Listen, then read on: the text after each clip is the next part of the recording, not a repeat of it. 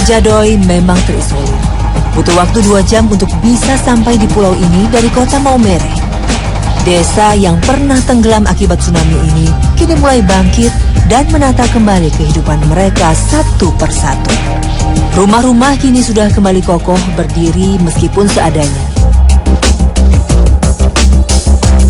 Namun, yang paling parah, jembatan batu yang menjadi salah satu harta mereka masih jauh dari kata layak. Padahal jembatan ini memiliki peranan yang sangat penting bagi 430 kepala keluarga yang bermukim di Kojadoi.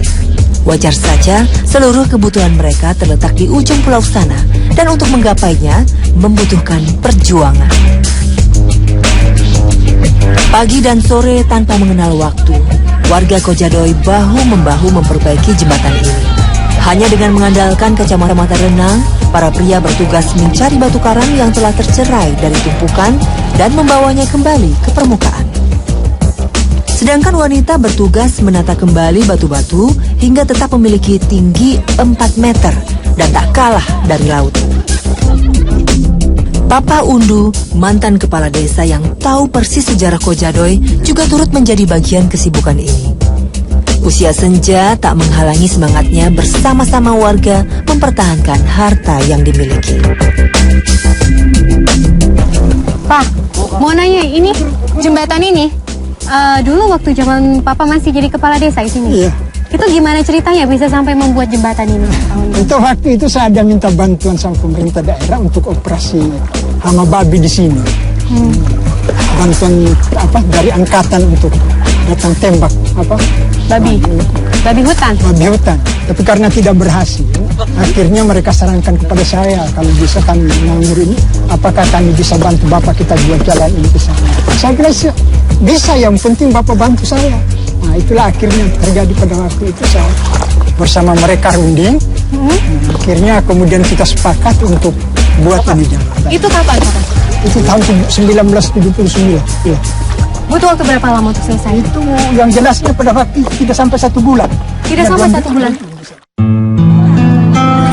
Semangat dan kerjasama yang luar biasa menjadi modal warga Kojadoi. Nilai-nilai positif masyarakat Kojadoi terus dijaga dan dipertahankan, meskipun duka seringkali mereka rasakan tanpa adanya pertolongan. Lalu sebelum ada jembatan ini, bagaimana warga untuk bisa sampai ke Koja Besar? Itu pakai sampan saja, dan kalau air kering mereka jalan, sudah kalau kering tembus ke sana. Pada waktu itu juga sampai ada korban 1 orang. Tenggelam akibat apa? Karena dia jalan waktu itu air sudah keburu pasang. Terus Papa, ini kan sempat terkena musibah tsunami, Kojadoi. Bagaimana kondisi kampung dan juga kondisi jembatan yang sudah dibuat ini sebelum dan sesudahnya? Waktu tsunami sebelumnya itu ini bagus sekali. Di atas ini sampai ada rumput-rumput tumbuh semua ini. Lalu setelah tsunami itu hancur total, sama sekali tidak ada. Batu ini terlamburan ke sana kemari. Hanya sesudah itu kami gotong royong kembali 1 bulan lebih barangkali kami susun ulang. Desa Kojadoi sendiri itu tenggelam semua itu waktu gempa itu.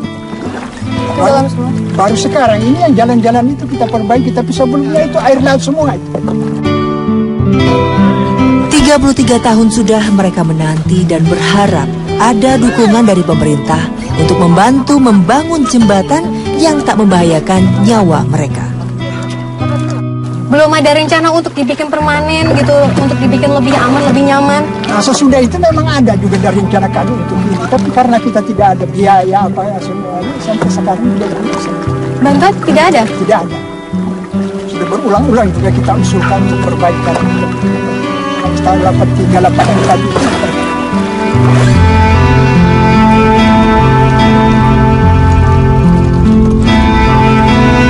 Perhatian pemerintah yang seadanya inilah yang menimbulkan pertanyaan di benak warga Kojadoi.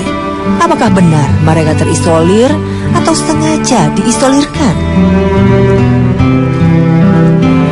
Bapak Bupati pernah langsung datang ke sini untuk melihat kondisi terakhir seperti ini? Kalau secara khusus beliau berkunjung ke sini untuk melihat khusus ini, sampai sekarang saya belum pernah lihat Bupati datang ke sini. Lalu terakhir siapa yang datang ke sini untuk melihat langsung kondisi ini? Orang-orang stafnya saja yang Tapi kalau bupati ini sampai sekarang saya belum pernah. Tapi Bapak berharap untuk Bapak Bupati bisa melihat langsung sini dan membantu. Itu harapan saya memang. Betul saya harapkan supaya bupati sendiri itu bisa datang menyaksikan langsung keadaan di lapangan. Bapak Bupati bisa mendengar sendiri. Mereka ingin sekali Anda untuk bisa datang ke sini melihat langsung apa yang terjadi, terutama dengan keadaan kondisi jalan jembatan penghubung satu-satunya antara Kojadoi menuju Koja Besar menjadi pusat fasilitas mereka, mulai dari pendidikan hingga kesehatan. Karena inilah satu-satunya harapan mereka untuk bisa melangsungkan hidup yang lebih baik setelah bencana yang melanda beberapa tahun silam.